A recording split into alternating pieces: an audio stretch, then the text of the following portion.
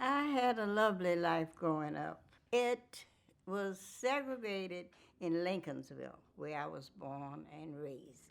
When I finished high school, I went to New York, which New York was segregated too, but I didn't feel like it was because you had so many different opportunities and you went different places that you couldn't attend in the South.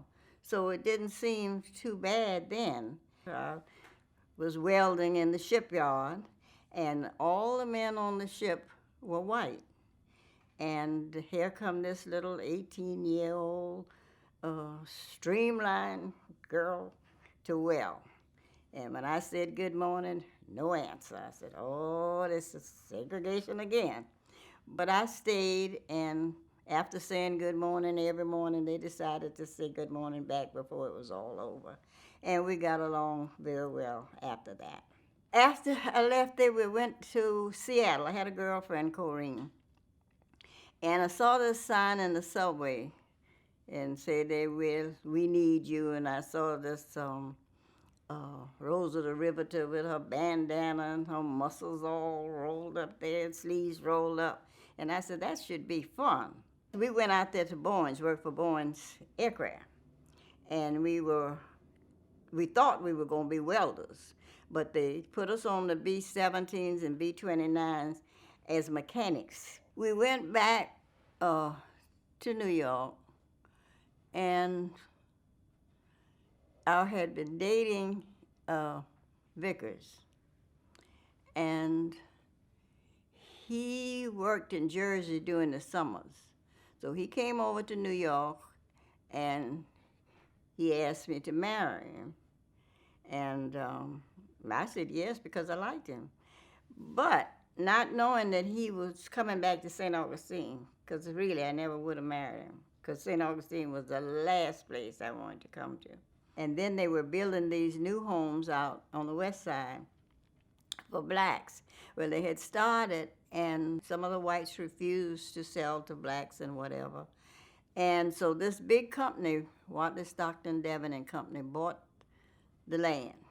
And they said that they were going to build these homes and they were going to be for blacks or colored at that time. At night, they would come through shoot our lights out every night because they didn't want us in that area. They shot into your home and through the glass, if they saw a light, they'd shoot it out. And J.C. Conway, she formed a telephone tree that one end of Scott Street, when they saw the Klans riding through, they'd call down the line, and all they would say is hit the floor. And that's what we did. Many nights I cooked by the refrigerator light because I was afraid to burn the lights. I put up blankets. I had my salon right next door under the carport. And we put up blankets so you couldn't see the light. And I lost half of my business because the people were afraid. They were afraid to come out. At first, I thought, well, this will just last for a couple of nights and they'll get tired and stop. But then afterwards, I was just afraid to come out the bathroom because you didn't know where the bullet was going to come through if they saw a light.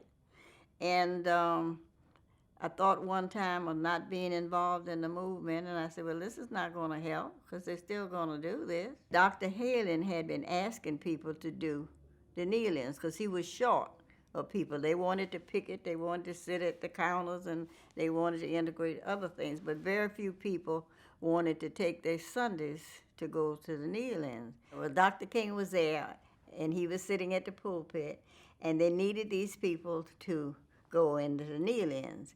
And he just looked around, and he just looked me in the eye, and Dr. King said, will you go, young lady? And you can't refuse Dr. King. So I said yes. That was my beginning. Well, I did the kneel-ins on Sundays. Not that it was all that safe, because they did put people in jail that went to kneel-ins, but it was because I worked the rest of the week, and Sunday and Monday was my day off, so I could go. Yep. The kneel-ins was to go and integrate the churches, the white churches, and we would go, and the ushers would meet us at the door and not let us in.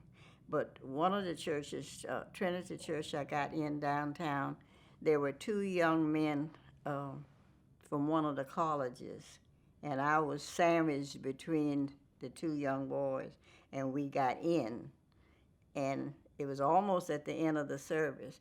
So when this usher came down with the minister, and he looked at me and he said, "If I ever see your face around here, you'll be sorry." That was the worst incident I had, because they did put people in jail that went to kneel-ins.